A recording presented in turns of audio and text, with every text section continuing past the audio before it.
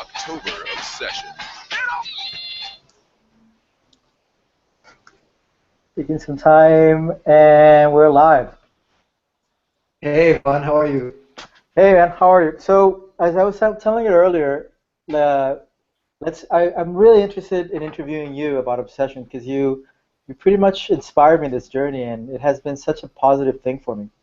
But before we go into all the depths of why you are obsessed with success and your background and how you got to where you are right now, tell us a little bit about yourself, who you are, where were you born, who are you? Well, I was born here in Chile, Santiago, Chile. I lived here all my life. I did live abroad in San Francisco, in Berkeley, where I studied. I got a philosophy major there. And who am I? Basically, I follow different pursuits. Right now, I'm working on the e-learning area, and of course, on this awesome, amazing project that came about from what's been happening to me. Actually, it's been happening for a long time, but I became conscious of it and started doing cool things with it recently, and that's where we are now, October Obsession. Okay, tell me about your obsessions. Why October Obsession? Tell me about your obsessions.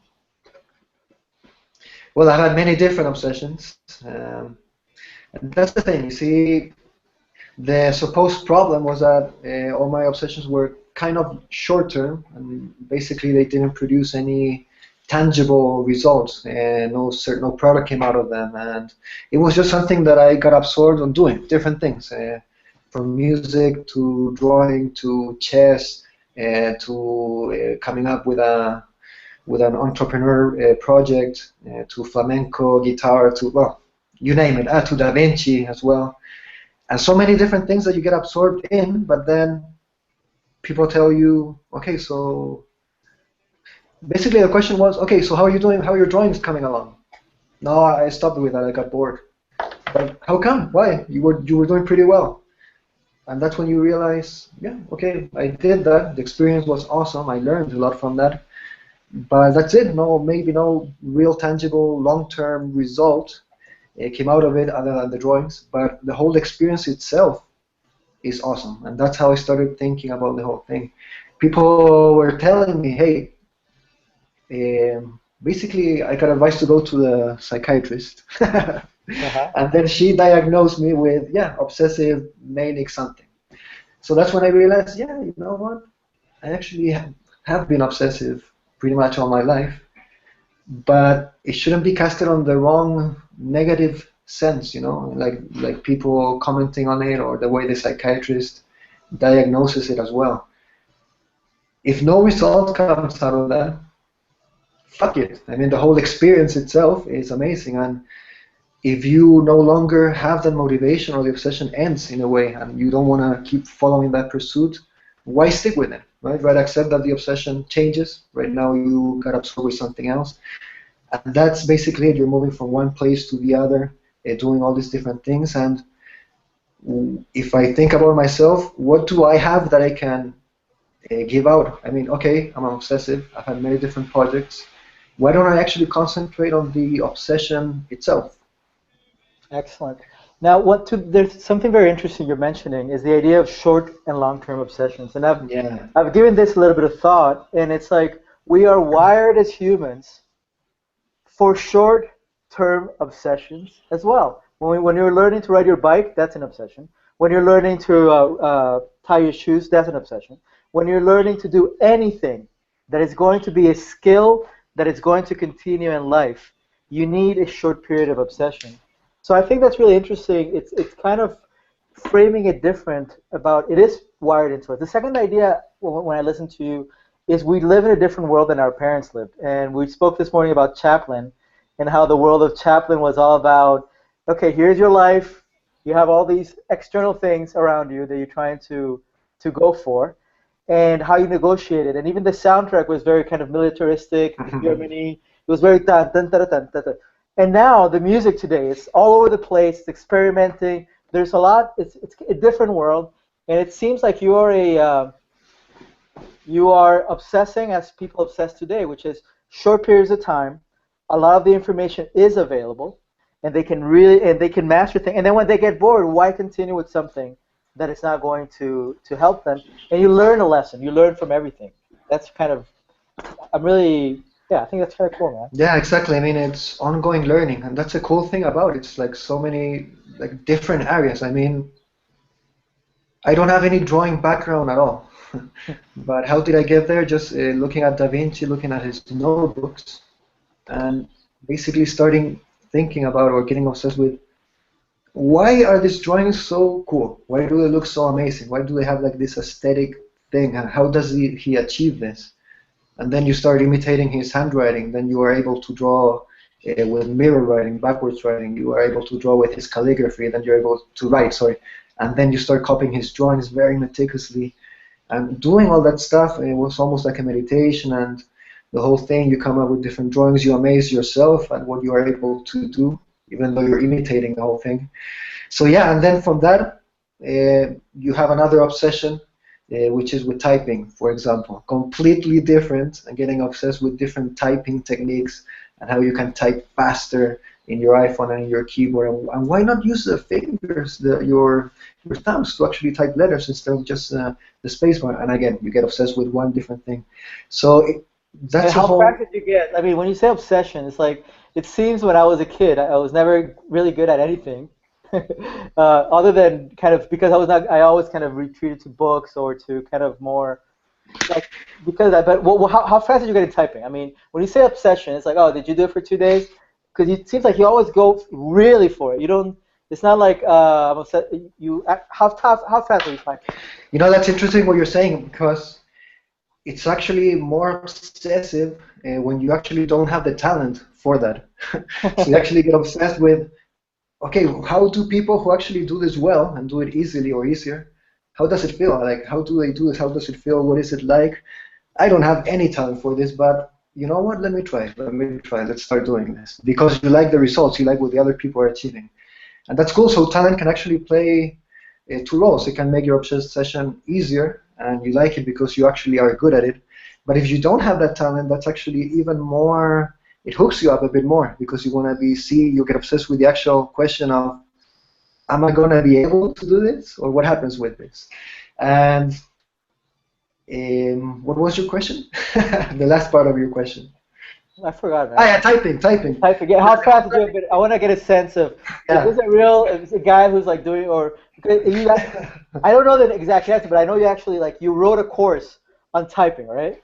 Yeah, so the whole typing thing was not so much about achieving immense speed, but actually about innovating on the typing techniques. Okay. And that's what the whole course is about. Yeah, you see, I got so obsessed with that, I actually wrote a whole ebook on that, and I have a whole video course on the whole thing only on typing. And yeah, more than typing super fast, you do start typing fast. It's almost like applying, and you see, this is when you start mixing obsession. So when you start applying piano techniques, I also got obsessed with playing piano. You start applying that to keyboard typing techniques, and you come up with different concepts. So the concept was of, instead of typing words, you're typing chords. You're almost typing each word like a chord. You know, you're playing the words on your keyboard, and then you have different techniques like pianists have, right? Use your thumbs. You have to use your thumbs actively to type different words. Use combinations. Why use always the same fingerings if you can do this or that or even that? You know, so something that's super boring, typing, can become immensely interesting and can actually make you faster. So yeah, that's the whole thing with that specifically that typing obsession. And it's really interesting. In fact, the typewriter was invented because there was a typewriter, because there was a mechanical need of where the pieces need to be. So you could literally reconfigure the letters as a piano, and you could literally type in the piano. That can be done now, no problem. Because right now it's just an electrical signal, and I think that what's really fascinating is that by following your obsessions with asking questions, I think it's really cool. You are able to explore a path that even may lead us to that, or may lead you to that, and find out as, wouldn't it be great if when you're doing a college report, that it's like you wouldn't even get things on your fingers, right? You'd be typing, you would be playing music. Exactly. And imagine that the whole thing relates to what you're actually writing. I mean, how does typing in this different way affect what you actually write? So that's also a Of question that I course. came up with later. And I think it does affect it because the tools, how you do something, how you frame something affected it. And I want to take a little bit about our campaign right now, which we have eliminated all our perks. Wait. Just to finish that point, Okay, sorry. okay, okay. Yeah, because when you see people typing, most of the time they're actually talking out loud or saying what they're writing. So, dear no sé qué, okay. How would you feel about, and they're actually thinking at the same speed that they're Yes, typing. yes. So if you start typing musically, you start thinking musically, or you're able to trespass from your mind to the actual email or whatever you're writing faster and think better. And also Yes, so for that, before that, yeah, I think there's another thought. I mean, only on that is if you think about Chinese and Japanese characters, there is a pictogram that has a concept on it. yeah, it's And conceptual. why couldn't you go? And especially now, we have such a short attention span, and all this narrative concept is kind of overblown. And why can't you write about like obsession, good, typing? Now you're creating a whole new language, and that's. I mean, I think your obsessions and this kind of having this thing have opened a lot of possibilities, and it's really cool. It's kind of a. Have you met any guy like you? That's yeah. I mean, I'm sure there's a lot of people like. Have you met anybody like you? Really? The thing is different. Usually, when you meet obsessed people, they're obsessed.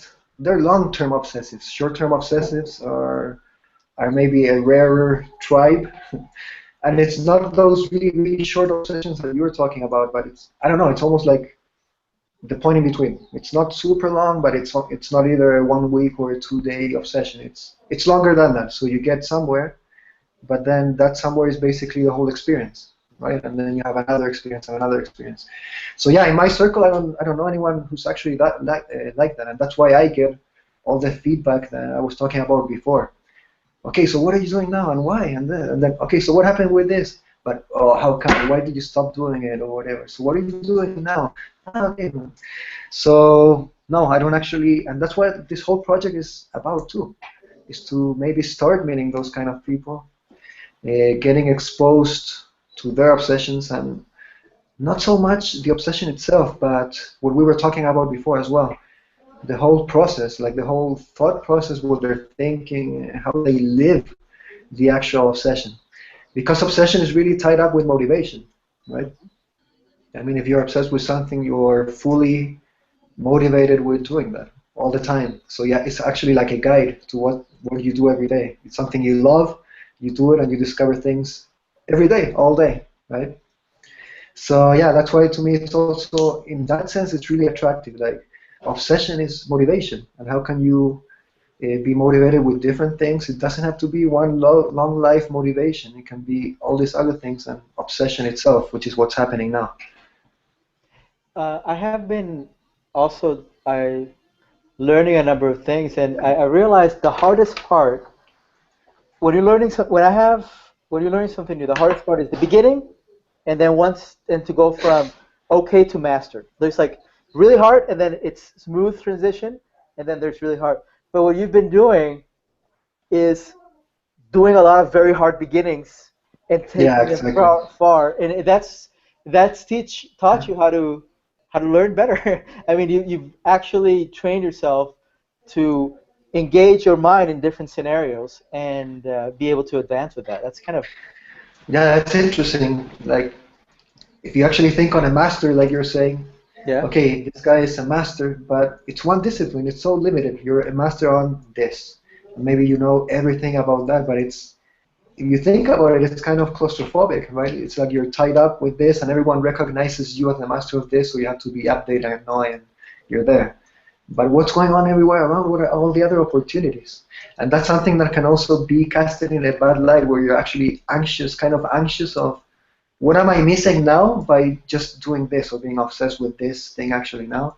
What could I be missing? Other things that I could be doing or be obsessing with? And that's how it becomes where you're jumping around. And there's nothing bad with that. You're jumping around, learning so many things, and actually getting better at learning and faster and finding out things about yourself that you could do or can't do or can't do. Sometimes you think you can do something, and it's a complete fail. But that's cool. I mean, that's even better, right? You learned something, yeah. Exactly. I read an interview with Quentin Tarantino. I actually saw it on YouTube, and he was saying about how his challenge was, yes, you have a script, yes, you have a vision, yes, you talk to the actors, but especially in this big film project, it costs $100 million or whatever. His challenge was, how can I, on the day that I'm directing, be that person? You know, because it's like you wrote a scene a million miles ago when you were really interested about, like, let's say, Glorious Bastards, World War II, and really interested about all this, and now 18 months later, you're executing, especially when you carry that. And he was saying part of what made his approach different, and he's how do I keep it, how do I tie this to my obsession today? Or how do I tie with the things I'm interested today? Because when he wrote it, he may have been interested in movies from World War II or doing a revisionist piece, but maybe at that moment in time that he's directing, he's actually into Japanese anime. And it's really about how to bring who you are at that moment into it. And I really like this kind of criteria. Is it boring me? Then it's like, yeah, okay, so I'm doing it more. Yeah, that's very interesting. I mean, most of the great inventions and basically a discovery most of the time is mixing two things or three things or four things that were never mixed before. Very simple example, food. A lot of food is discovered by mixing this with that and the first person who did it. But you see, you have this element and you have that other element, and the person actually had the idea to put those together, and something new came about. So yeah, if you have a lot of experience in many different areas, it's actually going to be easy. I'm thinking about this now. It's actually going to be easier to create something new, to create something innovative and awesome because you have more ingredients to mix. So yeah, awesome, nice. Well, Yeah. that's a good idea, cool idea. Now thinking a little bit about this project. So we are on Kickstarter, and we started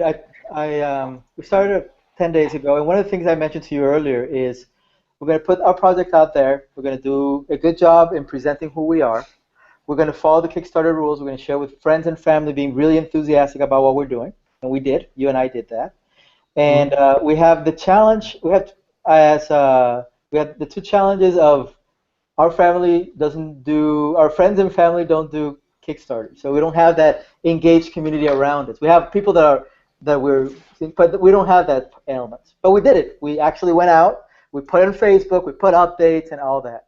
The other thing we said, we read all this black hat tricks from like Tim Ferriss and all these guys that advertise and cold calling. We decided from point one, no. If we write to someone, it's because we really care about that someone, and we're going to spend time as we not we're not going to we're going to spend time as we investigate obsessions and a bit with things we're interested in to share things that are relevant to people at the same time. Yeah, exactly. So exposing people, basically what we're doing, exposing people to that, right? Yeah, exactly. In 30-minute capsules, being exposed to a super intense obsession and way of thought process about that thing, and then other 30 minutes, different, right? So someone's going to be exposed to areas and disciplines that he may have never thought about before, and maybe get interested in that or get obsessed with that. Or learn about something you wouldn't be expecting or something different, you know? Yeah, exactly. No, I'm meeting so many different characters. I mean, yeah, I want to talk to you about that. So we started October Obsession. We were in May, and we started this conversation about you had Obsessed for Success, and it was a blog that was trying to was casting obsession in a positive light. And there was a number of blog entries that were very honest, to the point, about what is the problem, how do I go about it, and coming conclusions. And you had both written and you had audio with it, right? So I saw that and I thought, hey, this is pretty cool. We got so I contacted you again. We knew each other from before, of course. And we started talking. I'm like, wow, this is really cool. So I signed up and I started getting all this information. I'm like, wow, this guy for really got interested in starting a blog about it. It's not about got interested, like wrote something and then went away. You did the whole process well. I think I got like 10 emails. One, the follow-up emails. You were not trying to sell me anything. You're not trying to box me into this process of, oh, here's a free webinar, and now here's the product. Or you're not channeling me anywhere. You're saying, hey, these are tools you can use. Hey, it's like you're really sharing. So that got me started on that.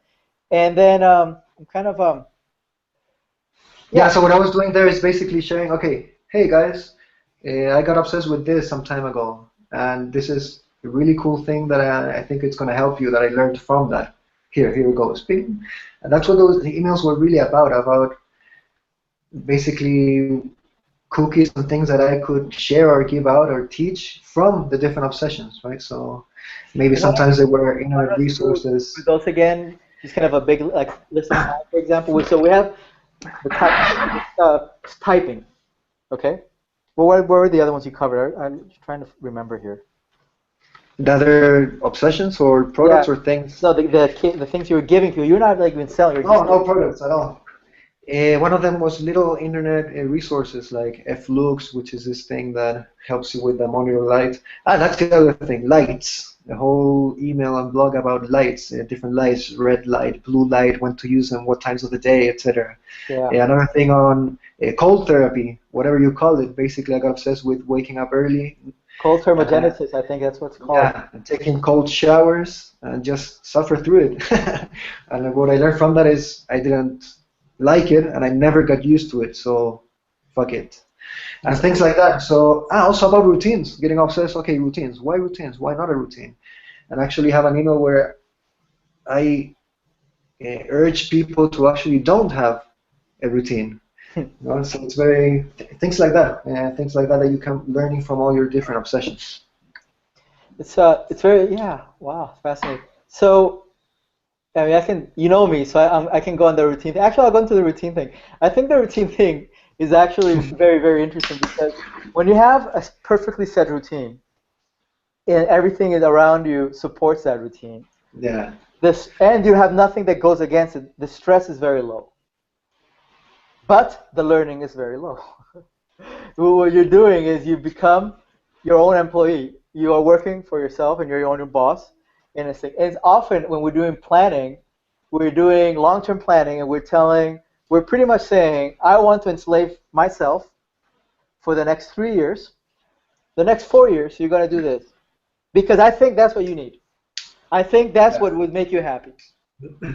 I'm going to commit to a long-term plan on about doing this. And this is what you're going to do. Every day you're going to wake up and study for 1 hour, and then you're going to take a shower, and then you're going to find a job and go to work, and you're going to organize yourself. And I think our culture rewards that success.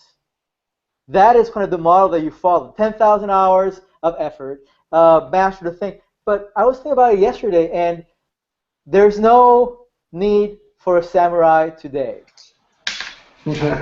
It's a beautiful art, and you could learn it really well. And if it's the only thing you want to do in your life and it keeps being challenging, it's a beautiful art. But in general, there's no more need for a samurai. It's better somebody who knows about different things than one thing at all. And you don't want to enslave yourself so long. Because maybe I want, like, when I become obsessed with Aikido, for example.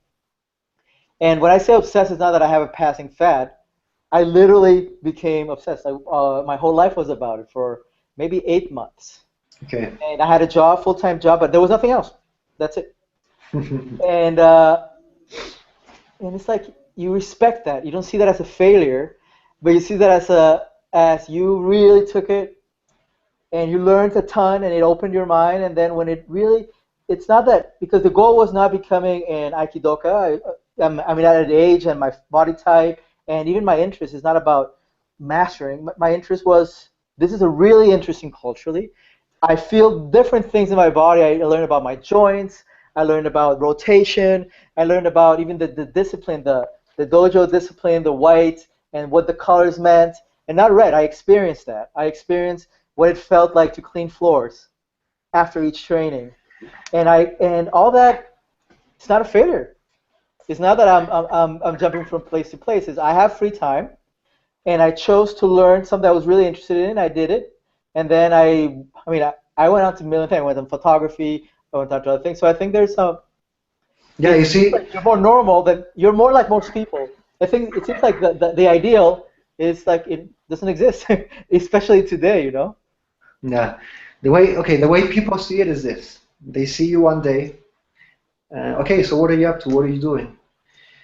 hey, yeah, I've been really working on this typing project and it's coming about. Okay, they see you maybe 6 months later. Hey, Rod, so what are you up to? Yeah, right now I'm actually practicing the piano really, really, really hard and maybe trying to learn some really tough pieces and maybe do like a little private concert or something cool like that. Have you Okay, played and the what? piano in Wait, public? wait. Ah, okay, Rod. So what happened with the typing thing? Ah, no, I'm not doing that anymore. Okay, they see you 6 months afterwards. Hey, Rod. So what are you up to? Yeah, right now I'm learning to write in a really cool Da Vinci way. I've been doing that for months and imitating, and I'm actually learning about drawing and patience and drawing. Okay, and what happened with the piano concert that you were going to give? No, no, I'm not practicing the piano anymore. So you see, when they see that dynamic, it sounds like you're not achieving anything or you're not going anywhere. But then that's going back to what you were saying. It's completely the contrary. We're concentrating on the actual experience of doing that, and then doing something different and accepting that maybe you're not interested in one thing all the time. And that's really related with our concept of October Obsession. Freedom, right? Freedom to discover and do different things. Routine, yeah, can be enslaving. Okay, realize that and maybe be a little bit more flexible. Freedom, right? So, cool. I like that concept. Yeah, man, we've been working like really, really hard. Now, the one thing that I ask myself often is we are set on making the raw material we produce, like this interview and all our interviews, we are set on making them free and available for all. We are set that there's no price to get into our community. Anybody who has an obsession, has a different interesting idea, should email us or call us anytime. There's no, I feel like that's the kind of, from a business, there's no business, and we're interested in obsession itself. So we thought about it in Kickstarter, and it's an experiment, and I think it's kind of an obsession that you want to win, and you're going to do the best effort for it. You're going to do all the elements and get the word out, reach out to our audience, reach out to people who are interested. But we are just doing it as $1. That's the only option. And as we come with more perks, legitimate perks that we can give, like we'll give it. But I don't want to. I don't want to charge like $10 for your ebook. I want to say no. You want the ebook, get it. And if you're interested in obsession, contribute. And if you can't contribute, if you have other things you want to do, then do it. And what we want to do with 20,000, I got to ask this question yesterday. I was at the thing. What exactly do you want to be doing for $20,000? And why are you raising $20,000 to talk online? It's like if people have podcasts, and it's like, why would I? Why do you need $20,000 to do this? Aren't you doing it already? And we had this conversation earlier about, yeah, we are doing it, and we're going to continue with it. But wouldn't it be awesome to have 1 month, Yeah, exactly. 1 month, and we call it October Obsession because October Obsession, the O and the O, and it sounds cool, and there's the owl, and it's that, and you have Halloween coming in October, and also it's kind of close to, it's a time where people are kind of getting out of the summer, the northern hemisphere, and they're kind of transitioning, right? And we thought about what if we did this month, this October Obsession month, and we interviewed a year's worth of guests, meaning 365 guys, in 1 month. And that would mean 13 interviews a day, legitimate interviews, not just kind of fluff interviews, legitimate interview with interesting people. Yeah, And yeah. we would have we would hopefully be positioned, we in a place like New York City, or like San Francisco, or like Tokyo, or like London, in a place where we could have a high concentrations of obsessives, and they could walk in and walk out, and we could have a combination of virtual interviews with non-virtual interviews. And the 20,000 that we thought would be I think we budgeted out and it came out $30,000. And then we said, okay, 30,000 is steep. If we ask for 10,000, let's ask for five, and then we're gonna hit a low target. And I said, well, Rodi, if we do five, we don't have the elements to really do it, so we're lying to people. We're raising for an event we can't execute. And we had this whole Indiegogo Kickstarter conversation where I said, well, in Indiegogo you would get to keep the $5, but this is the kind of event, not October Obsession as a program, but the event itself, that is either we have the ability to do it in a place where people can come in and do it right, because you're not going to have people come in and have like waste a precious opportunity. I always have this nightmare where this amazing guy, this stamp collector walks in to our October Obsession place, whatever it is, little studio, little place, and he has this amazing interview, and then we have this, the connection went off, or we lost this, Mm. or we had this great moment, this great insight that can help everybody, but we didn't have it, like the right camera, the right light, and it's not about, we're going to get all this, no, we're just going to set everything up so it's automatic, so it's expedient, but the quality of people's time, that quality of that people's time is registered for a long time. And that, I think, when I think about what our Kickstarter campaign is about, it's about that. And also, in a weird way for me, it has been about learning about Kickstarter, you know. I've become obsessed with Kickstarter myself and learning all the things. And also about like I went to an event yesterday about the community and I learned about the awesome things they were doing. And we're starting from a totally different point because we're not so much perks based. Because we want to give everything for free. We're more of, hey, this is what we're doing. We're gonna keep talking to these people, and you can support it, or if you feel that you don't, it's fine. But it's kind of a way of allowing us to like expand this. And I think like I don't know, $1 is not gonna kill anybody. I mean, you spend $1 on Yeah. you know what? You sometimes spend 9, 12, $20 on a bad movie. And the marketing is you're gonna get this amazing experience. You're gonna get this. And yeah, you know, sometimes you get it, and sometimes you don't, you know. And it's like, hey, why don't you? We're actively creating this experience, and why don't you buy a ticket? And we're gonna keep broadcasting now one movie, but it's gonna be. Like, so far, we've interviewed about 20 people, and we're gonna keep on doing it. And everybody who's game for just discussing obsession, and why don't you not buy a ticket? Why don't you help? Yeah, buy a ticket in a way, like help us keep doing this sustainably and doing it well. And it's not about you paying for us to do it all. You know, we both have jobs, full-time jobs. Yeah. I do documentaries full-time. I have 2 projects. It's really challenging, and to get all this time that I kind of got out from here, I kind of worked, and you see the work. I say 5x what I should supposed to just to clean up the time from here till November 1st. But also about just recognizing that, you know, that's it's about Yeah. yeah.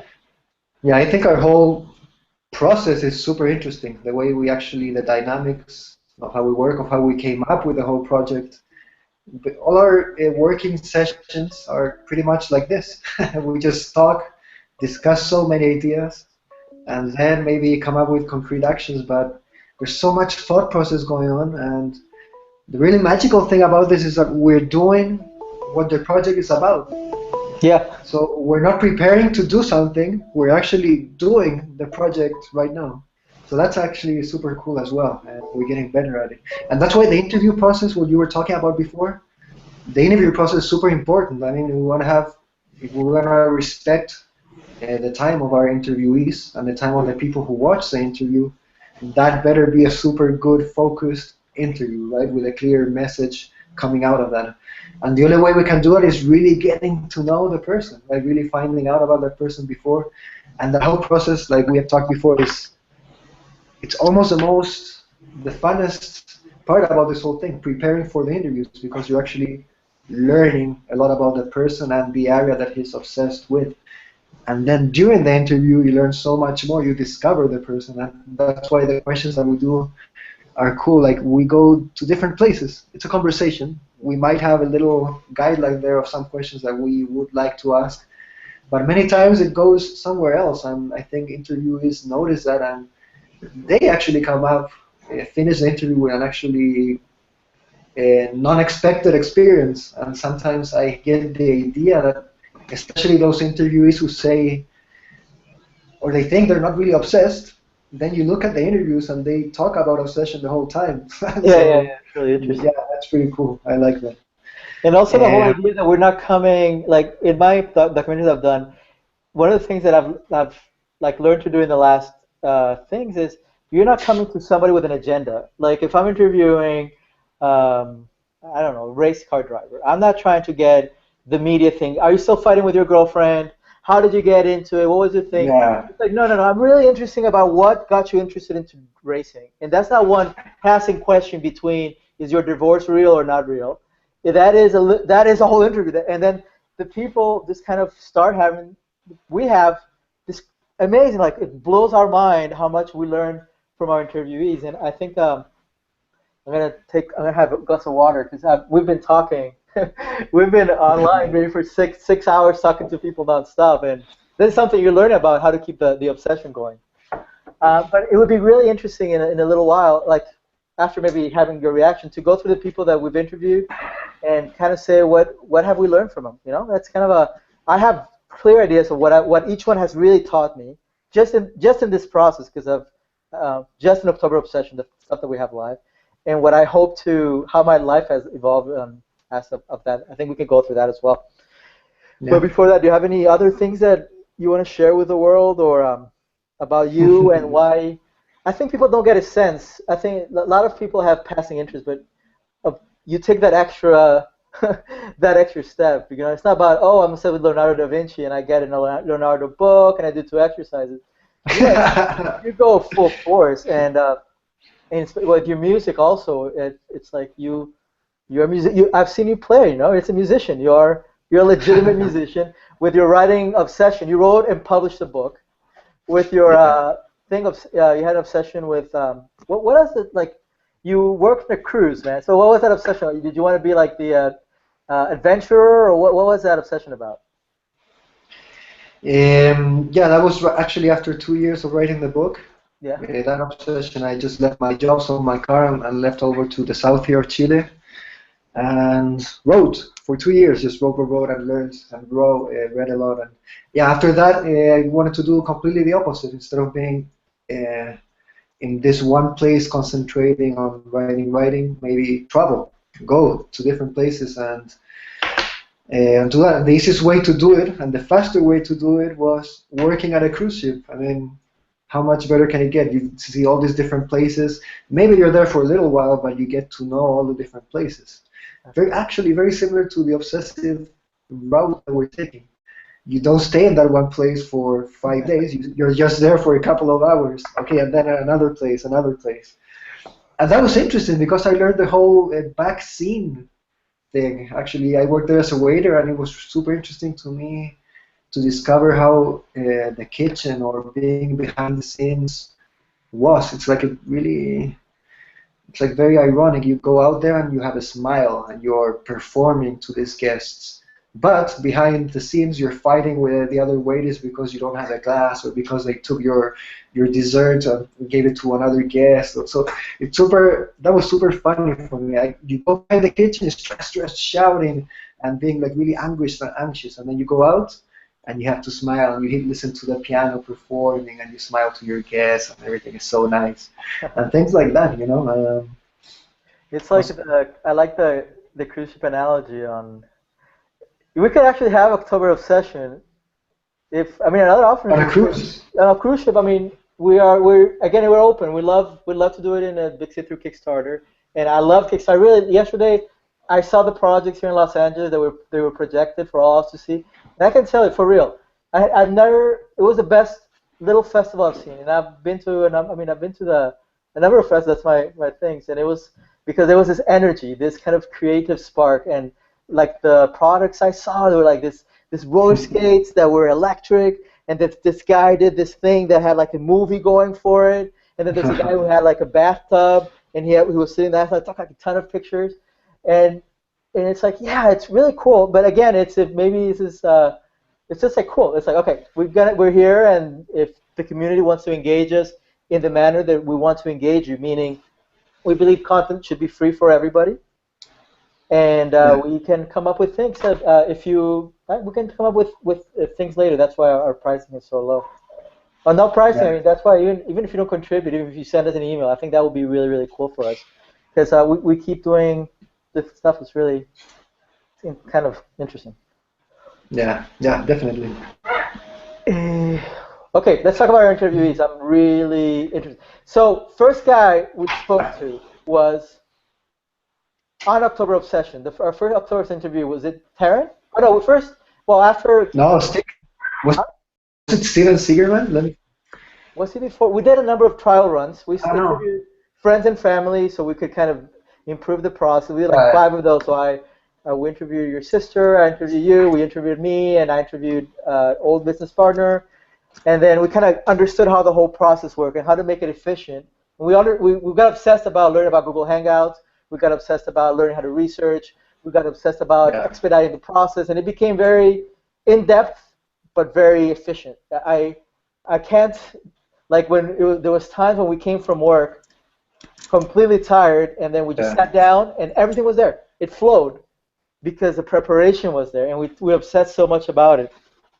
But I talk about so much about our guests and what have we learned from them. So, you think Sugarman was first? Why did you? No, no, it's actually, I'm looking at the website now. It was Tarin. He was the first one. Okay, so Taryn, why Taryn, and what did you learn about Taryn? Well, who's Well, I Taryn? contacted Tarin because when I was obsessed with my typing thing, during my research, I bumped into him on the net. And he has this whole typing course. It's called Mac Typing Shortcuts Mojo, something like that. So that was my initial interest, and that's why we invited him. What I learned from him is that he's doing something completely different now, more related with meditation, but he's applying the whole speed and shortcut stuff to actual meditation and using meditation on the corporate world actually. So And entrepreneurs too. I remember he's like teaching entrepreneurs how to meditate. It's really cool. I know. So he went from typing to something deep to meditation, completely different, but using that background, right? Yeah. What I learned about Taryn, what I really liked about Taryn, and kind of how the mind shift that came from him, he had a phrase that you have to start with the end result. You have to Yeah. start see that the end result's already achieved, and then just kind of you work yourself backwards to the end result. And it's kind of interesting because you're not pushing, you're pulling. It's a different muscle. And in our case, our end result is just we want to keep exploring interesting obsessions. So we're not, like, our end result is not one thing like doing this event in this place or doing this. Our end result is doing what we're doing on a larger scale.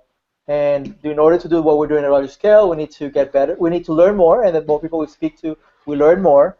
We need to become better interviewees, more efficient, and the more we interview, we're more efficient. We need to get more feedback from our audience, whether you're coming from our blog or from here, so we can Yeah. get better about what you're interested in and what do you think worked and didn't work. But it is like we're pulling towards what we want, which is do this really well and do it full time and for the benefit of all, giving like the value that we can on that. So Taryn, and also what I like about Taryn, I mean, when you talk about, he was talking about meditation. Like before speaking to Taryn, I'm like, okay, this guy, the focus can be the shortcuts, and I read the shortcuts. With meditation, his whole attitude was really Zen-like. It was cool. He's like flowing with things, and he had answered, and it was very intelligent conversation. This like that. While he Yeah. talked, he was like this. Cool. Let's talk about our second guest in October Obsession, which was, I think, Sugar. Sugar, yeah, sugar. So you wanted to have Sugar. Tell me why you wanted to talk to Sugar. Okay, because this guy was, in my eyes, a true uh, identifiable obsessive. I saw a documentary called Searching for Sugarman, which I recommend to everyone, of course. And basically, the documentary tells you about this musician or musicologist who got obsessed with discovering one of the musical legends in South Africa. I'm not going into detail about the story, but what interested me was actually talking to the guy who's featured in this documentary. Music, as you know, like you mentioned before, I am a musician, so that interested me as well, and the whole story. I really wanted to find out how that story worked out and how was it possible. So it turned out pretty good. He was actually a really cool guy, very laid down, laid over. Yeah, one of the things I love about Sugar, I mean, he said something, and it's about, first of all, the phrase, like, follow your good obsessions and let go of your bad Yeah, obsessions. That's, like, so easy. And it's like, oh, yes, thank you. Now I get it. Now it's like, oh, you're giving me tools. Like, each person would give us additional tools. But he said an idea about obsession and about what's going on in the world today, and it's that we're so much time online, so much time we're in front of the computer at work or in front of our tablet that the real future for is human experiences outside the online world. And he was talking about vinyl and why people listen to MP3s. We're listening to a kind of a less of the frequency of what happened, and the whole pleasure of listening to a whole song and a whole interview, a whole song, a whole album, A and whole that album versus listening to just a song. and how that changes your mindset, and also the ritual of putting a vinyl record, going to get a record and putting it and listening to the whole thing, how that changes your perspective. And that was, even though that wasn't an obsessive thought itself, that was a really interesting insight that I just didn't have before talking to him, you know. The other thing is about rock and roll. A lot of things when he was talking, he's a very rock and roll type of guy, you know. Yeah, And yeah. it's and also to do things, and it's kind of like the obsession comes through in how they talk to you and the emotion, because you're not asking somebody an uncomfortable question. I think a lot of the journalism today, like Michael Moore, which I like his stuff and everything, but it's like he goes into your thing and he's saying, "What are you really doing?" You know, like you're trying to be tricked into saying something. Oh, what? Yeah, sorry, there's an ambulance here. One sec. So it's like these Again. guys come into you and they see you as something and they're asking you, "How's this going?" And it's like, "No, dude, like, what's going on with you? I mean, what are you thinking about? And let's have conversations. Let's have big conversations, and let's not try to reduce everything to a nugget. Let's kind of go for it." Yeah, yeah, yeah. Okay, so who else did we interview on our start? Just want to go through Justin. I We really like have Justin, man, Justin. from Untrodden. Untrodden. Ah, you like that guy? Okay. I mean, I Yeah. like what he was doing because he's a Justin book. Randolph. Yeah, he's doing this thing about it's called a Wild Place Collective or Untrodden, Yeah. and he had this very, very interesting appreciation about what is the benefit of traveling. We often think like we need to travel like an emergency measure.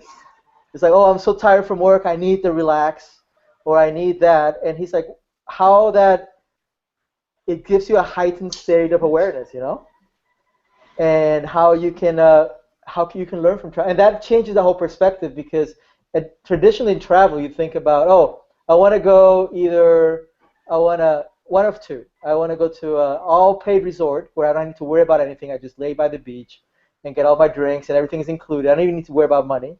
Or I want to go to a wild place, a place I don't know about, and just go there and do the thing. And it's interesting to think about, well, why does going to a wild place always needs to be this completely unpredictable experience? Why can't you have tools where you arrive and then there's a lodge or that there's a base camp, whether it's in the south of Chile or in Peru, where you can have elements with, yes, it's about discovery, yes, it's about your experience, but you're not you're not how do I say it? You're not reinventing the wheel.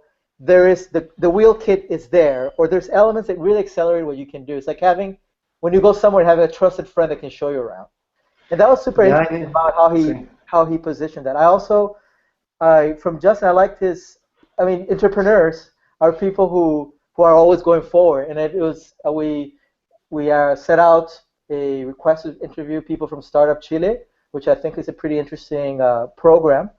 And he, as an entrepreneur, he followed up, and we did the interview, and it was really interesting. So I really learned about that he's a successful entrepreneur doing something really cool. And what successful people doing something really cool do is, if they think something fits, they follow up and they have a conversation that's really where they answer questions thoughtfully, and then it's excellent. You know, it's kind of a Yeah, yeah. I mean, he's given like a super huge opportunity to, like you were saying, it's a niche that maybe wasn't so obvious. Because you have the people who want to get to know the wild, and they actually love the adventure and the sleeping on a tent and walking for a whole day and that kind of experience. But yeah, there's people, maybe I'm that kind of people who actually love all these natural places, but I'm too lazy, to walk there or take these hikes and stay in a tent. Yeah, why not get to actually, those kind of people have the opportunity now to get to know those wild places, but have a decent, comfortable accommodation at the same time. So yeah, I really like that project. But also it was interesting the dichotomy of it because you're bringing people over to a wild place who's many times related with isolation, and being by yourself, but you're bringing people over there. So that was super interesting to me to see what he thought about that and how he approached the whole project. the other. So our next interviewer was Igor. Smirnov. Igor Smirnov. I love that interview. That That was was a an good one. amazing interview. International Yeah. Grandmaster from Russia. And well, there's something that he said in the interview, and I went to see his videos later. It really changed my whole perspective in life. I mean, it was life changing for real. And he's saying that at some point, even as a chess master, you see all the game. You're playing a game, and especially when you're beginning, you're diligent. I mean, this guy. Imagine being an international grandmaster in Russia. Talk about competition. And we're doing Kasparov Cup, and also doing that. But one thing there's three things about him, and I'm just gonna go real briefly on them. Number one is the idea that in a chess game, at first you're more diligent than the other people you're playing with, and you start realizing all the shortcuts to win, or ways of winning. You just see it, and you go and execute it. You get better, you learn more, but there's a point where you need to stop doing that, and you need to stop yourself from following. It's similar to what you're saying about the obsession, you know? It's like you're going to increase opportunities, decrease threats. And you need to have that discipline, that what you're doing is increasing opportunities of attack and decreasing threats of attack in a chessboard. And that strategy was it's an interesting strategy. And I think for October Obsession, it's the same thing. It's like we're increasing opportunities for attack. We are doing a Kickstarter campaign. I'm going to sell my pictures as well as where I can. I mean, sell any ideas we have, but it's not like we have this master plan where one thing is going to work. Hopefully, I mean, if it works, great.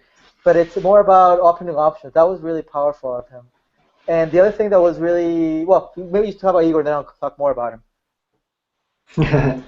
Yeah, for me it was super interesting because I was obsessed with chess for a while, and actually for a long while. And well, here you see this guy. I don't think he had the typical profile of a chess master. He's like really more of a teacher, and I think he's an excellent, of course, he's a super international grandmaster, but his passion maybe is not so much in the actual playing, but in actually teaching people how to play and how to approach the game. So to me, his obsession was more related to teaching and exposing ways of thinking about the game more than actually playing it. And that's one thing I like about what he does. So I forgot to ask him this question actually. I wanted to ask him if other grandmasters if he ever felt any resistance from other grandmasters about his courses, because he's almost like revealing secret grandmaster techniques or ways to think about it that not all people know. And they don't know them because they're super simple. Sometimes you relate this grandmaster when he's playing, usually there's this whole thought that they can see like 20 moves in advance, and that's not really so much so. They actually have another thought process and they think about different things, and that's how they play. So Igor is basically making that a paradigm shift, which I really love, and that's what I love about his courses. You don't learn so much specific tactics, you do learn them, but the approach or the priority is based on the thought process. So again, coming back to the whole thought process. So you have the game, but concentrating on the thought process to perform with that game. The other thing I love about Igor is how positive he was. You know Yeah. how diligent and positive, and he runs a remote chess academy. And after the researching, I looked into it, and after it, a lot of it felt like, oh, I want to see what I can learn from this.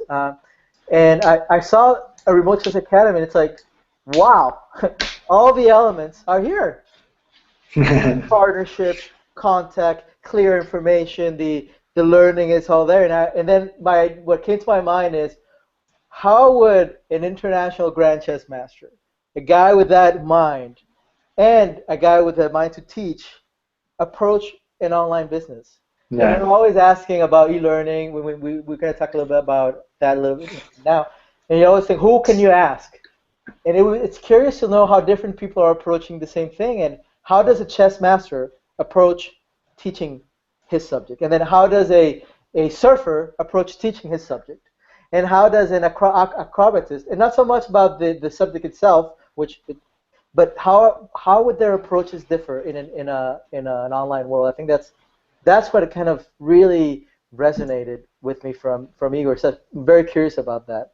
And the last thing is the motivation, and he opened that interview with that, and the idea that you were saying earlier about motivation is the main thing. And how do Yeah, we exactly. keep motivated, you know? Yeah, what he said is enthusiasm, motivation, obsession is a key element. Nice. And I apply that to my life. I mean, I have tons of things going to get ready for October Obsession. I pretty much I'm working like 20-hour days for the last 2.5 months. But when sometimes you get weak, and then when you understand that no matter how, there's no willpower and motivation are different. And I just listening to that, I think that that day and the days that followed were better. It's like that insight, just knowing that that was possible, that I didn't need to know all the moves to finish something, that I just need to Yeah. execute, I understand where I am, see the pieces, and do my next move the best way possible, learning from each move, being dynamic, opening opportunities, revolving opportunity. I think that was that and motivation, understanding that thing really helped me. I mean, it was really cool for me to learn that. It was like it was not intellectual, it was physical, and I applied it, and it's cool. I like that a lot. Yeah, yeah, me too. Like how in the interview we talked, yeah, it was all chess related, but not talking about different moves and about the opening and the ending and the middle game or this or that. No, we talked about everything more conceptual, more experiential related to chess. And if you see some of the comments on his blog, were those people were happy. I don't know if happy is the word, but they liked the results because the interview was not basically it was looking at chess from different angles, different unexpected angles, and yeah, that was really good for me too. The next one, this interview you did solo with Michael, Dr. Allen, and he Yeah, tell me why you found out about Dr. Allen, what did you learn about him, and yeah, let's keep going through this process. Kind of cool. yeah, of course. Well, some years ago, I started becoming obsessed with e-learning, and I took that further. And in my job, actually, I created this thing, and I was changed to a different position. So right now, I work on the whole e-learning world inside the university. And doing that, of course, I came about with Dr. Allen because he has a whole different approach. Again, something different, something innovative, something necessary to the whole e-learning experience. What he's doing, and I also love the way he expresses this out there. So it's not so much about teaching or showing this, but it's an actual mission. He has a manifesto.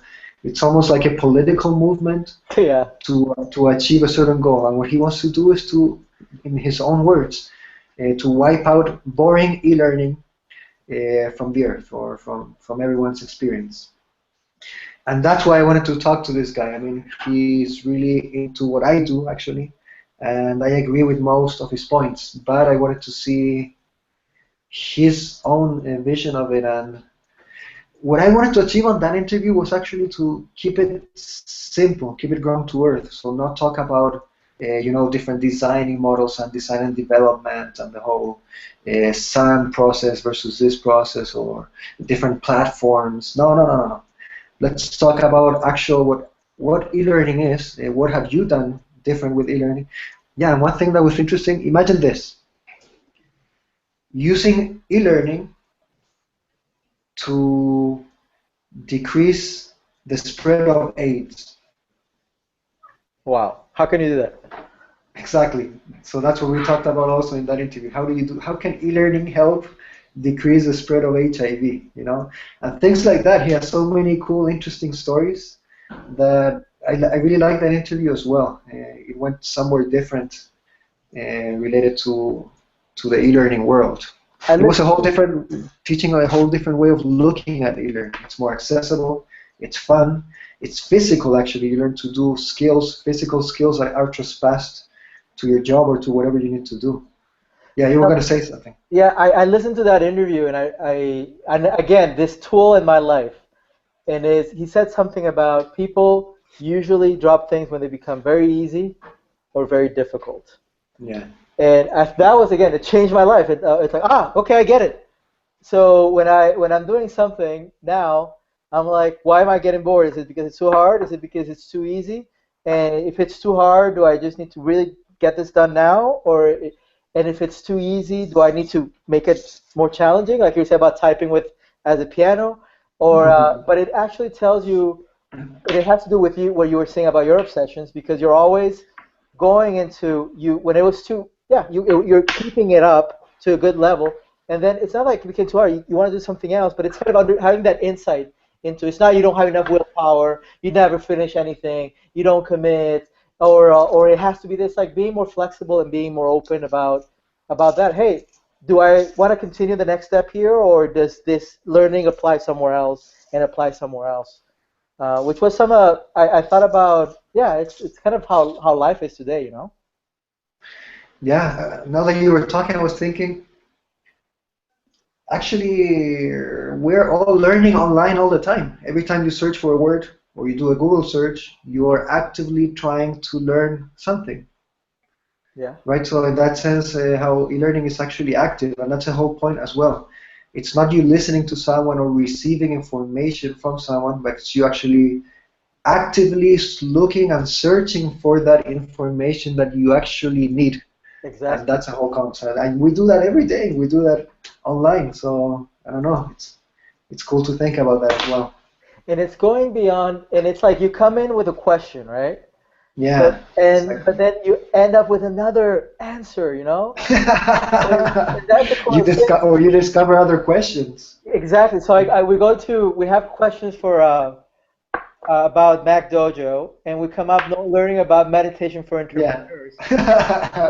And also it's like this human element where we're here. I mean, again, we're kind of innovating in a way in which we're making the bulk of our experience. We're going to make it like this, and we're going to have daily conversation about who we want to talk to, what we learned yesterday, because we're at it full time. You are on leave from your job right now, and I am Yes. working at this full time. So right now, October obsession, leading up to whether we can actually carry it through October or not, which it would be nice for everybody, but it's not the thing.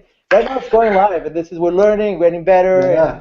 and we're Same sharing with information. same with Alan Amaro, artist and painter, and we ended up talking with him about communicational skills and psychology applied to communication when you're there with some person. I mean, super interesting, right? Yeah. And the idea of like from Alan, man, it's like from everybody I learned something from Alan. It's a ton of things. I mean, his story about how he got started, and it's like if we were just to do transcripts, you'd get maybe 80% of the information. Or if you were just even going to edit it down to a specific, which we could do. I mean, maybe that's a perk we should offer, and or if you think it's a perk we should offer, let us know. But it requires maybe something else later. But what was fascinating about him is the idea of injective synergy obsessions. Yeah.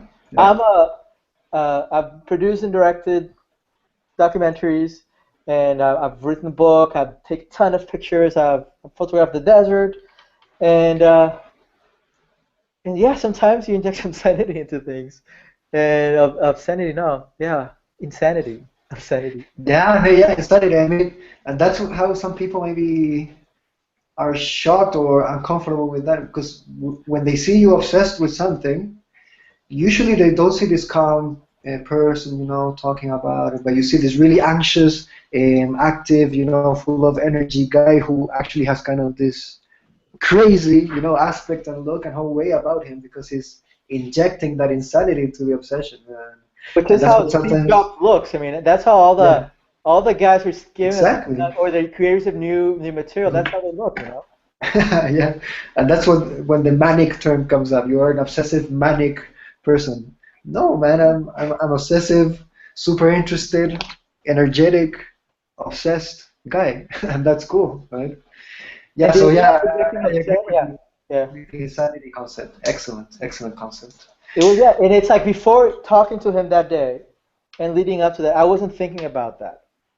And if I went online, just kind of looking at cat videos or looking at cool things or following my friend's feed, I wouldn't have arrived at that. If I just followed my Twitter feed, I wouldn't have arrived at that. It was because it was out of something that did not exist before, which was an engagement with an amazing artist. I contacted Alan and I saw his project Temple of Art and his work at Comic Con, and the panel that was stopped there and the energy and all this Yeah, ideas injected around learning about artists and their artist concept and that, and I was like, wow, this guy's really cool. And I contacted him, and then you learn about, and this is something we learn with everybody we've interviewed, and we've spoken about a little bit about this, is they get it and they contact us back and we contact and we that was like really dynamic, you know, it was like fast, and then we had some technical issues that we've gotten better at. We had an amazing interview, and it's cool people, like that. And I can imagine Alan on his art and on his professional life being that way, and that causing him to be successful. I mean, that being kind of the element of driving what he's doing, and that was really cool seeing it in practice.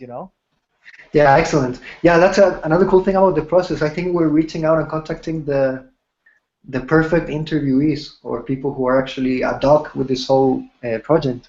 It's been amazing how it's been so much easier reaching out than I thought. People reply, they make the time, and they go ahead with the interview. And those So people that want it to be HBO or CNN or whatever, yeah, it's like, I mean, I respect all those guys, but if your criteria for sharing what you know, your obsession, well, if you don't have the time, I respect you don't have the time. Got it. And if you do have some time, you have half an hour, and your criteria is saying, oh, you guys have, who are you? What media do you represent? Who are yeah, you? exactly. If that is your criteria, maybe Okay, there's bye. so many other people Okay, we can talk no to. interview. Yeah, Yeah, but it's more like yeah, I exactly. respect that. It's like, okay, you're not you're not. Yeah, but it's no stress. It's like go forward, and we find amazing people, and there's a lot of people Yeah, who have a lot to say and a lot to teach us. Okay, who else? exactly. Okay, Yes, who else? go on. Jesse Lawler. Yeah, what I liked about that guy was the more out there kind of thoughts. I liked his analogy of the cat. He talks about his cat, how his cat flushes the toilet all day, Yeah. but the cat doesn't really know what he's doing, right? He doesn't know that he's flushing a toilet. And then that applied to us. Maybe many of the things that we're actually doing are something so much bigger that we, because of the way we're structured as human beings, we're not capturing. And that's Yeah. super related also to Kant, to philosophy. That's something that Kant stated, of course, in a whole different language and way. What did Kant say? I'm kind of curious now, right now. Okay, Kant made like this whole what's this revolution called where when this guy discovered that the earth was not the center of the earth, but actually the sun is the center of the earth. Yeah, So that was like a whole shift, a complete different shift. of course. Yeah. What Kant did was that shift applied in philosophy. So he said the things out there, it's not that the things um, get to you, or it's not that things are imposing the way they are to you. It's not that we see the things the way they are because that's the way they are, or they show themselves in that way. We actually impose our structure and the way we are into what we see, Which is true. It's language. It's completely true. right? We had this discussion before. Yeah. Into what we see. But yeah, but also related more to like the conscious physical way of thinking. I mean, our whole and that, well, he went into a whole detail of that on the different limitations that we have. But that's cool. I mean, basically, you see the way you think is because the way you are actually structured, and not because the things out there Yeah. are. Yeah. So I like that concept, and the concept that if you're not improving yourself, you're gonna be obsolete. I really like that idea. I never thought about it in that sense. So if you're not constantly improving yourself, in a few years you're gonna be completely obsolete, and it's true. I mean, if you don't keep up with the way things are changing around you, you're obsolete. You're gonna be a prehistoric person in a contemporary world. So that was actually super interesting to me as well. I like his when he said, "What are you obsessed about?" And he says, "I'm obsessed with curiosity." Hmm. And it resonated with me. I mean, my job, which is really man, it's hard as hell because you like there's times like now that block all this time out for this project, which is done of pure passion. I've pretty much put everything. I mean, all I can do right now for this period. It's not about I'm going to do this and it's not no. We have planned for 3 months, and now I have blocked until November 3rd. No other projects, just working on that. And it's challenging, but what I love about doing documentaries and talking, and I've been working on a book called Gold Guns and God, is that what I do is allows me to learn about different worlds Hmm. and allows me to get really, really, really, really obsessed with different worlds, and it makes it sustainable. it's painstaking, the whole process of the technical aspect of it, and the cost of doing something well. But I think we're getting into an era where it's where what is being expressed is sometimes it's important. And anyway, but beyond that, it was just curiosity is my only obsession was a big thing with Jesse, and getting to that was really cool. Yeah. Yeah. We have Okay, who else? we have Bill Gann, Mojave Obsessive, Yeah, and that was your solo there. How did that yeah, go? What did you uh, learn there? Bill he's been a teacher for a long time, and he has this warm energy, and he's full of he is somebody who inspires you to keep thinking about things. Yeah. And he when he's talking about obsession is he's saying yeah sometimes he said about when you have an obsession, and this we learn in other interviews, the world starts to look different. So if you have an obsession with uh, with cards, right? You start looking at blogs for cards. Your world starts becoming about cards, Yeah, and yeah, then it's that's like it's a way of putting glasses that allow you to see a world you've never seen before. Because now every time there's an advertisement for card, you're seeing it. I thought that was a really really cool concept. that's excellent. Yeah, because there's so many things out there, and you actually choose what you see or what you don't see, or what you concentrate or not concentrate, what you're aware of. But not really. Sometimes you don't choose. So yeah, that's cool. That how you see things completely different depending on what you're thinking about in that moment or what you're obsessed with at that moment. If you buy a car, a certain type of car, you start seeing all the cars that are the same Yeah, everywhere yeah, on the yeah, street. You notice they're there. If you yeah. don't buy that car, you've never look at those cars on the street, right? So yeah, interesting, nice. But that was a long interview. I think there's a lot more things to get out of that.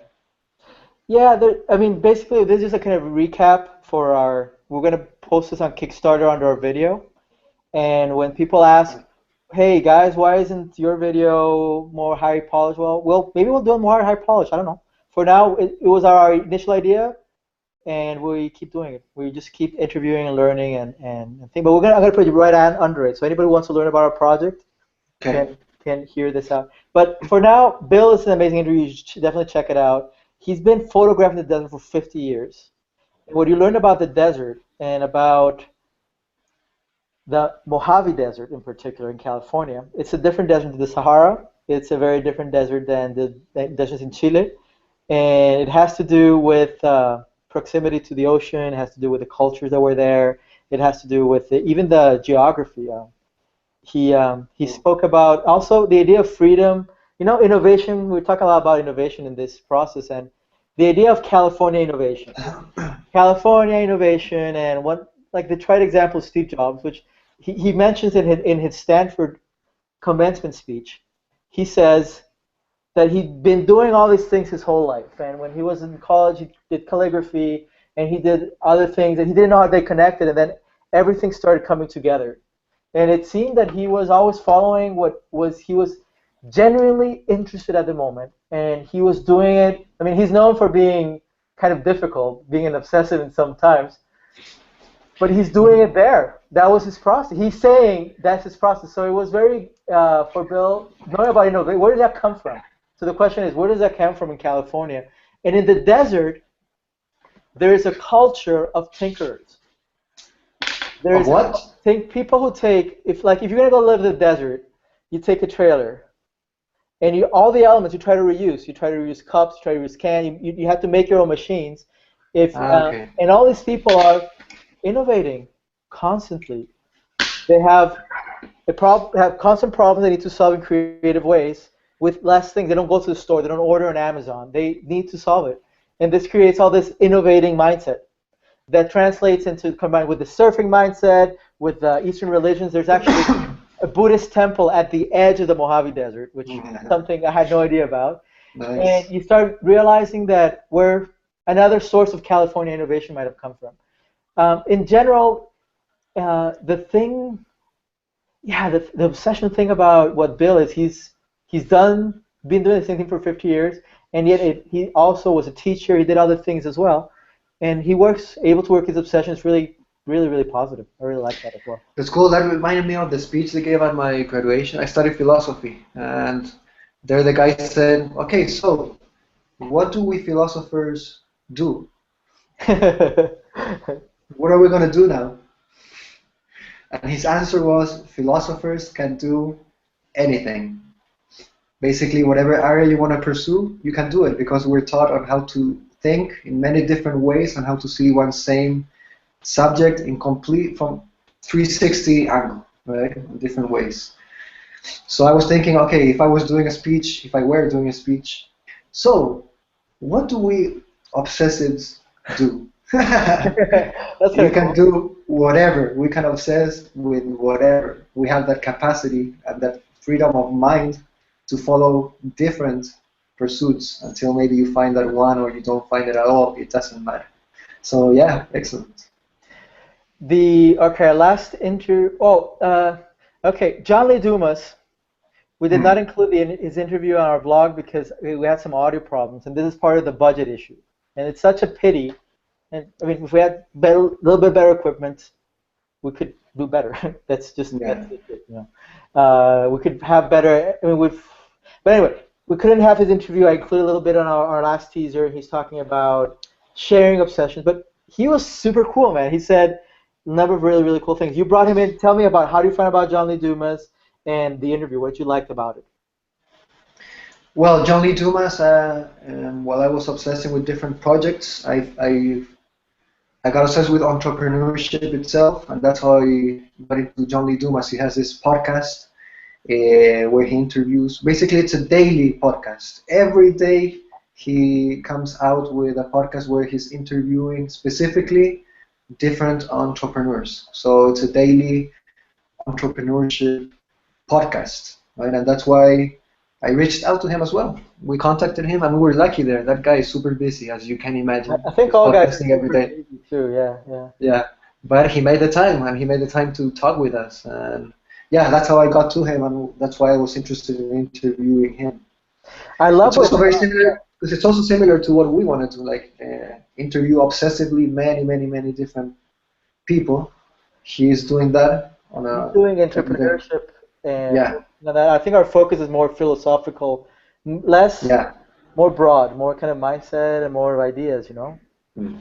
But and also I think that we initially when we started this project, we thought about wouldn't it be awesome to have 365 interviews in 1 month, and then at the end of the process decide, do I want to keep doing this or do I want to do something else?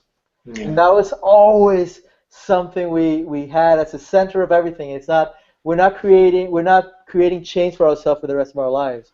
We're gonna follow it like all our obsessions with full force, full energy. If come November 1st, we want to keep doing it, perfect, we will. But if not, we want to have this testament to our obsession. You know, it's the something about before when you had your obsession with drawing, with Da Vinci drawing, it was hard to share that obsession. Whereas this obsession with learning about obsession is something that is completely shareable, and we will share it. I think we spoke about the methodology. We're basically each morning going to have conversations, and I'm going to ask you about obsessives you want to interview, why you want to interview them, and you do your research, and you're pitching the obsessives to me and learning about them, and I'm going to do the same for you. And then Yeah. we're going to go with interviews we have or with research about booking interviews and create different programs about this, and we're just going to keep publishing and keep sharing and keep doing. And so, yeah, and we're also really open to people getting part of the process. If you are an obsessive, you have different angle, come on, contact us. And again, we're not, no perks, it's free. It's $1. It's because it'd be cool to have the 20K so we can actually make it 365 interviews in the day, complement everything like the physical production element. But if not, let's just, it'll be cool. It'll be very, very cool. Yeah, excellent. Yeah, curiosity is a whole part of the whole thing of this obsession and obsessions in general. You're actually just, okay, I'm going to put full force on this because I love it, and you're curious on where it's going to take you. But the difference is what you were saying. We're not enslaving ourselves in this specific obsession now. We're super curious. Okay, we're going to put full force on this. We are putting full force. What's the outcome going to be? What's going to happen with ourselves more than anything? How's the whole experience going to be? And yeah, if we want to keep doing it, excellent. If not, okay, And that's right? where October Obsession Freedom. comes in because what we want to commit, what we know knowing ourselves, me for 37 years or 30, maybe 30, I don't know. I know that this interest is gonna for sure carry me until November, Someone. until the end of the year. So November is a good date, and it's kind of like full force now, and then let's try to get that a month of new experiment. I think even it's like, how can you book so many people? Well, if you're in a city like London or New York or San Francisco, and part of our budget is to get a really good booker. I worked at the Tab Smiley show at Exactly. KCET for a while, and I understood the booker is the heart of everything. So we're booking people using our method. We've gotten really good at it, and we have a huge list of people and areas we want to research, and we've been working on it.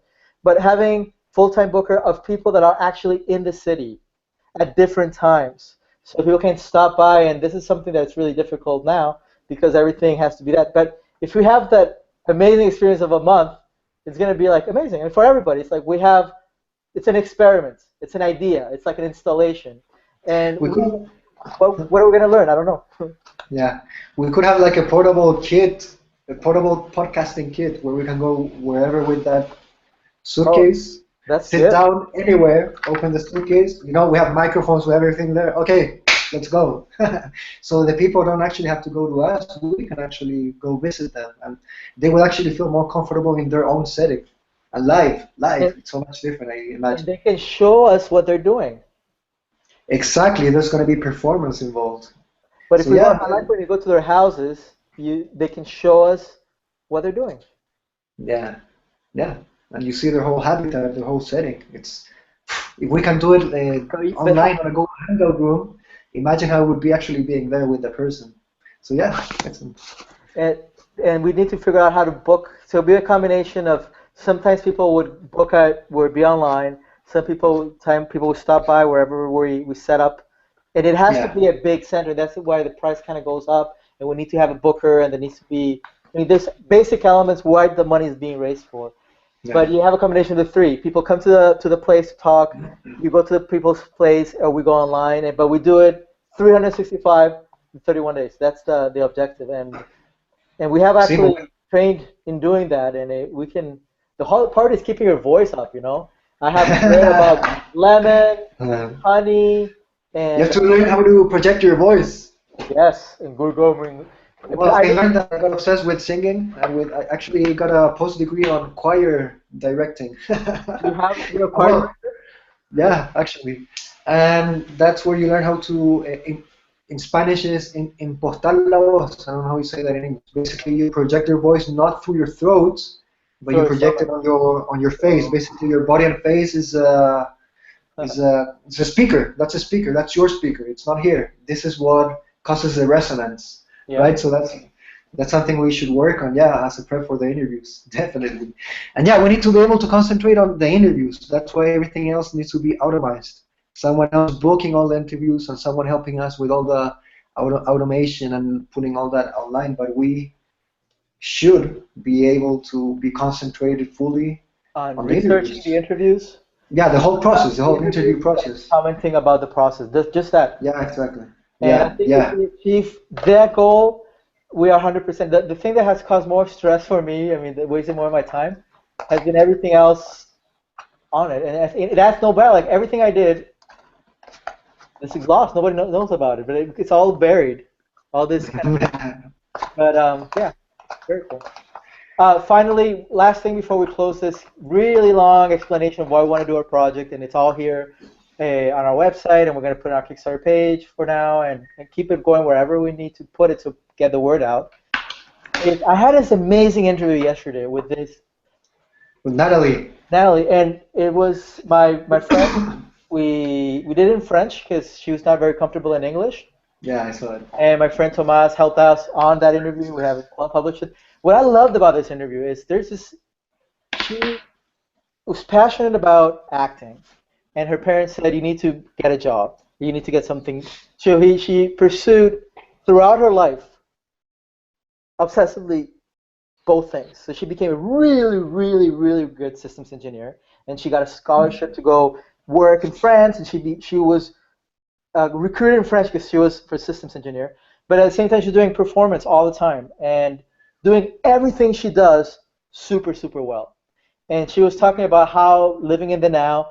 But then at some point now, she says, you know what? Now I realized I want to do the performance and acting, and she has left that behind. But her whole how to deal with really liking something and being in an environment where things are not given for that to happen, and that is that honesty in which she presented, and her story was just for me. It was really inspiring, and we also just Yeah, the nice. mindset, the mindset, I yeah. started watching that interview, but I couldn't understand anything. Yeah. We need subtitles there. Well, hopefully, I know that well, again, hopefully, if we have some, I mean, if we Yeah, of have course, some of resources, course. but Future it's project. there. The interview is there and it's done. Yeah. The moment it's captured, and if we need to go with subtitles, we'll find out. I mean, that's the kind of ideas that go into it.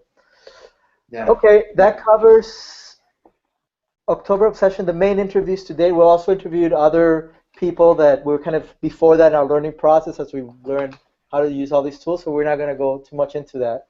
Yeah. And this is kind of an update of what we're about, and we're trying to get October Obsession to go on, and we're publishing this now, and we're gonna keep publishing everything we do. That's all. Excellent.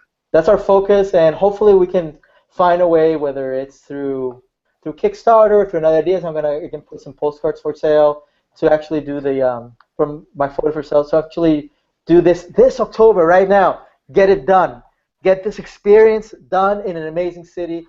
I think New York was first. It always comes to mind. San Francisco would also be really cool. Even LA, I think LA would also work in a way that it's a city that has 28 million people, and people can come in and out, and it have a kind of a show Yeah. infrastructure we could work with. But it cannot be a city that's out of the main thing, because we need to be able to book very interesting people that are in the Yeah. same place.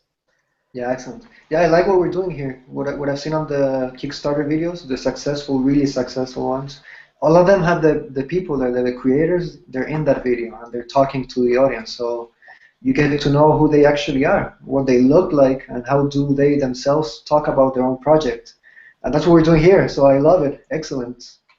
Excellent, perfect. So now we are. Thanks so much for Okay. listening. Let me wait. Let me say something while I do. No, actually, we're closing October session interview. I'm just gonna have Yeah. a little the close. Do I have a close? Yeah, I do. No, I'm gonna cue it up, and next time we are now doing this full time, so we will get a ton of updates, and hopefully we can keep going through October. And October is going to be a lot funner because we're going to have the elements to go outside and go into these people's world and learn from them live. So thanks so much, and now I leave you with our October Obsession. And